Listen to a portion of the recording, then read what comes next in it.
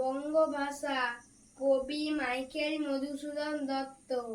হে বঙ্গ ভাণ্ডারে তব বিবিধ রতন, তা সবে অবোধ আমি অবহেলা করি। পরধন লোভে মত্ত করিনু ভ্রমণ পরদেশে, ভিক্ষাবৃত্তি কুক্ষণে আচরি। কাটাইনু বহুদিন সুখ পরিহরি, অনিদ্রায় নিরাহারে সপিকায় মন। মদিনু বিফল তপে অবরেণ্যে বরি, খেলিনু শৈবালে ভুলি কমল কানন।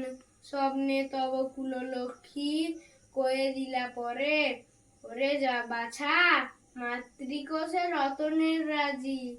এ ভিখারি দশা তবে কেন তোর আজি?